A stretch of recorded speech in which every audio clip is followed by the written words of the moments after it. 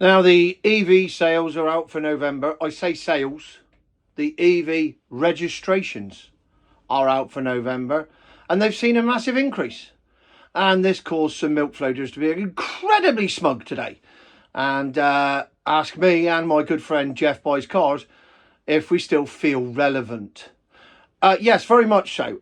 Let me explain, just for those of you that don't understand how the car sales business works. Those aren't sales, those are registrations. And those were predicted by me in January. Go back and see my video in January about the zero emissions vehicle mandate, where I state quite clearly that they will have to pre-register these things in November, December, because they will be panicking about not hitting their targets and being hit with £1 billion fine across the industry. I've covered it in several videos, and it's all come true exactly as I said it was. In November, they pre-registered a shitload. Now, you can say, no, these are all sales. A, they're not. They've just registered the cars as registered. Therefore, it counts as a sale for the purposes of the stats. But no customer has actually bought them. This is why you can go into a showroom and buy pre-registered cars at a discount, because they're manipulating the sales figures. This has been going on for years. This isn't a milk float thing. It's been going on for years. Now, if you don't believe me on that one, do some homework. If you live near Bristol, drive over to Flyover, have a look at Portbury Dock, see how many cars are parked up there. I guarantee you that place is absolutely chock full right now with pre-registered cars. And if you don't like to go to Bristol, you might want to go to Huntingdon, to Whiten Airfield, or you could go to Colchester to BCA, or you could go to Loughborough, or you could go to so many different airfields all over Britain that right now are full of pre-registered cars sat there waiting to be sold, because they're registered but they aren't sold. Remember, I did this for 2.5 bloody years, so I know how it works. I've been to all these places, I've seen all the cars. No, this is the start of the revolution. We're selling more milk floats than we are. Well, really, if that's the case, can you explain to me the following 2 news stories that appeared this week? I've made notes. News story number 1, please. Ford UK boss Lisa Brankin at her plant in Liverpool said that the zero emission vehicle mandate targets are completely out of reach for car manufacturers and need to be rearranged drastically. Taxpayer incentives were suggested, up to £5,000. So we pay for the privilege of buying a car cheaper.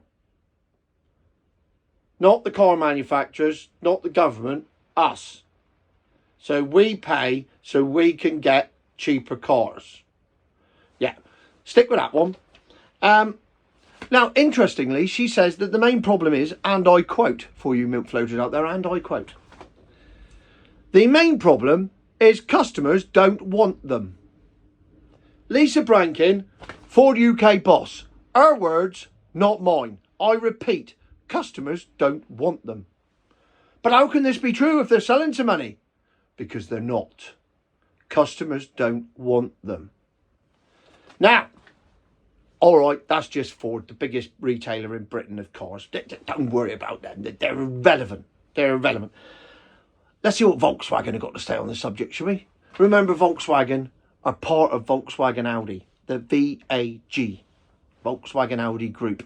And that includes Volkswagen, Audi, Skoda, Seat, Porsche, and many others. But that'll do for 5. So here's the story that broke on Volkswagen last week. Up to 100,000 Volkswagen workers have gone on strike. Hey, what for? They're flat out building milk floats. They're going on strike because they're closing 3 plants. The first time in their 87-year history they have had to close a plant. My LEDs have just stopped working. Oh well, soldier on. The reason for them closing these 3 plants is, and I quote, slow EV sales. Hey, how's that working? Milk floater's been telling me all day they're flat out.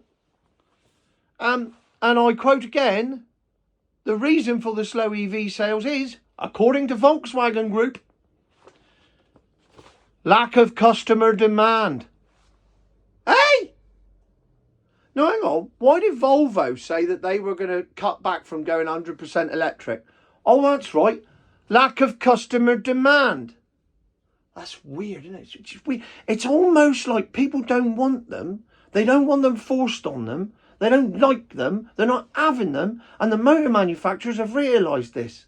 But the people at the top are ploughing on regardless. And the people at the bottom that believe all this shit are eating it.